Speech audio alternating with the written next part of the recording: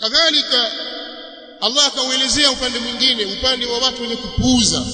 Kashasikia maneno kama haya kwamba Qur'ani ni kitabu ambacho takiwa kila Muislamu akijue, anatakiwa akisome, lakini yeye baada ya kusikia maneno haya akapuuza. Allah anasema kitabun fussilat ayatu, hicho Qur'an ni kitabu ambacho aya zake zimepambanuliwa, Qur'anan arabiyya, tena ni Qur'ani hali ya kuwa ni Qur'ani ya Kiarabu.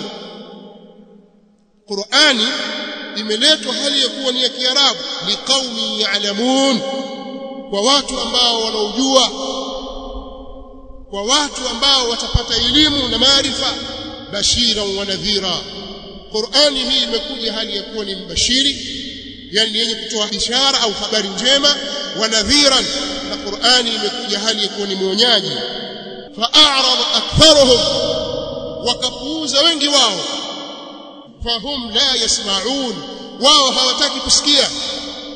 Kwa nini? Kwa sababu Qur'ani haiwaletei kula katika dunia yao, haiwaletei maslaha katika dunia yao. Laiti wangeambiwa kwamba ili upate kazi fulani yenye kiwango fulani cha mshahara ni lazima ujue kusoma Qur'an, asingebakia mtu yoyote ambaye hajui kusoma Qur'an. Kwa nini? Atapata kazi, mshahara mzuri,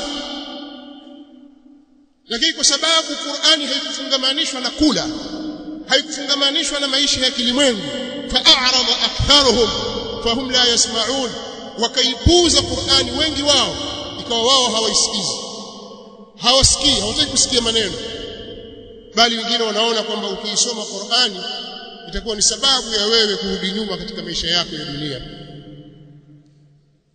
Allah subhanahu wa ta'ala anasema tena, anamwambia Mtume sallallahu alaihi wasallam, waqad atainaka min ladunna dhikra man a'rada anhu fa innahu yahmilu yawm al-qiyamati wizra, hakika tumekuletea wewe kutoka kwetu sisi Qur'an, tumekuletea Qur'ani itokayo kwetu. Waqad atainaka min ladunna dhikra, tumekuletea kutoka kwetu sisi Qur'an, ukumbusho, wahi. Man a'rada anhu, yoyote atakayeipuuza hiyo dhikri, yoyote atakayeipuuza hiyo Qur'an, fa innahu yahmilu yawm al-qiyamati wizra, hakika atabeba madhambi siku ya kiyama, atakuwa na mzigo wa madhambi aliyojitwisha kwenye kichwa chake, kwenye mgongo wake.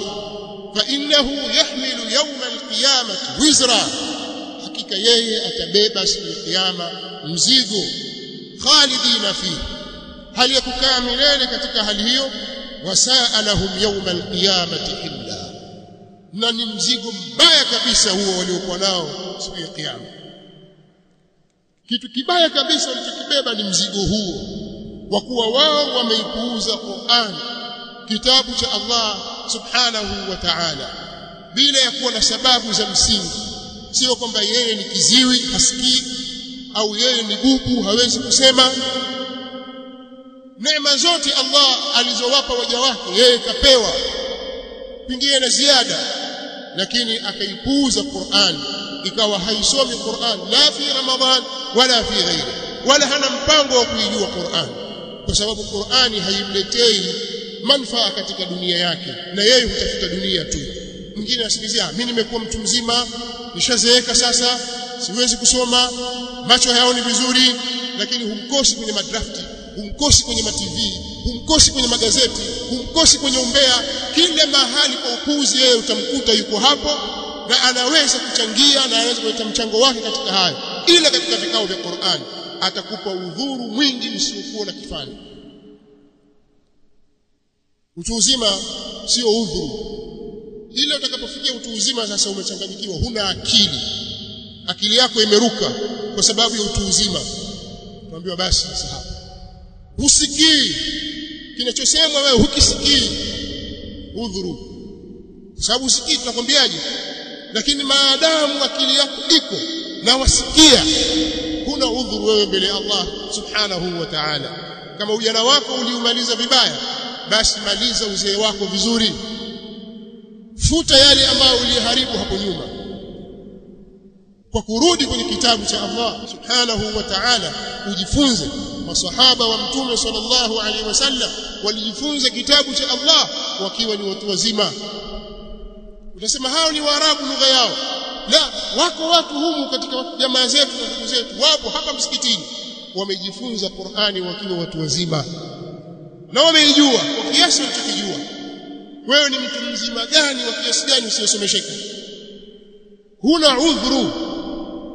Au wewe kijana barobaro na nguvu zako, kuna udhuru gani wa kujifunza kitabu cha Allah subhanahu wa ta'ala? Ukawa mjinga kabisa hujui kusoma. Kitu gani kimekuzuia wewe? Neema gani Allah aliyokunyima wewe? Hakuna neema ambayo Allah amekunyima wewe, neema zote amekupa, lakini ukakipuuza kitabu cha Allah kwa sababu hakikuletei manufaa katika dunia yako. Na nina hakika lau kama patangazwa kwamba yoyote atakayesoma Qur'an akaijua kuisoma basi atapata mshahara kiasi kadha wa kadha, watu wangeacha shughuli zao wakaja kuishughulikia Qur'an. Tayari dau limetangazwa na watu wanaangalia maisha ya kilimwengu zaidi kuliko akhira. Nasallallahu lana wa lakum at-tawfiq.